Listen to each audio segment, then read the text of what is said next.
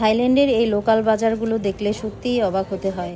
এখানে খুচরা থেকে শুরু করে পাইকারি সব ধরনের সবজি, মাছ, মাংস আর রান্নার যাবতীয় জিনিস এক জায়গাতেই পাওয়া যায়। আমি থাইল্যান্ডের যে শহরে আছি এখানে প্রচুর ট্যুরিস্ট আসে, আর সেই কারণে অসংখ্য রেস্টুরেন্ট, হোটেল আর রিসোর্ট আছে। তাই বাজারগুলোতেও সবসময় প্রচুর বেচাকেনা হয় আর মানুষের ভিড় লেগেই থাকে।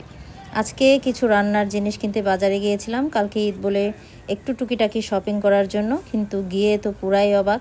দেখি গরুর মাংসের স্টলগুলো একেবারে খালি, বিশেষ করে মুসলিম স্টলগুলোতে তো কোনো মাংসই নেই। যেহেতু কালকে কোরবানির ঈদ, তাই সবাই আগে থেকে কিনে নিয়েছে। শুধু গরুর মাংস না, মুরগির মাংসও প্রায় শেষ।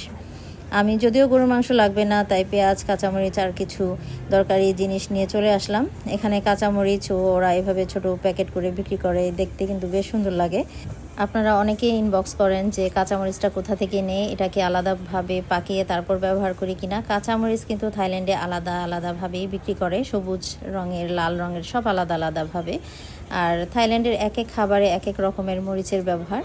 তো এনিওয়ে, এখান থেকেই আমি ম্যাক্সিমাম বাজারটা করি, একটু বেশি হলে এখান থেকেই নিয়ে নিই। এখানে তুলনামূলকভাবে একটু দামে কম পাওয়া যায়।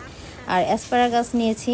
অ্যাসপারাগাস সবজিটা এটা ফ্রেশ হলে আমি নিয়ে নিই, কারণ এটা আমার খুবই ভালো লাগে। চিংড়ি মাছ দিয়ে করবো, আর রেসিপিটাও শেয়ার করবো আপনাদের সাথে। তো এই তো বাজারে গিয়ে টুকিটাকি শপিং করলাম, আর তাই ভাবলাম আপনাদের সাথে একটু শেয়ার করে দেই যে থাইল্যান্ডের লোকাল বাজারগুলো দেখতে আসলে কীরকম হয়। তো সবাইকে অগ্রিম ঈদের শুভেচ্ছা রইল। সবাই ভালো থাকবেন। আজ এখানেই বিদায় নিচ্ছি। আল্লাহ হাফেজ।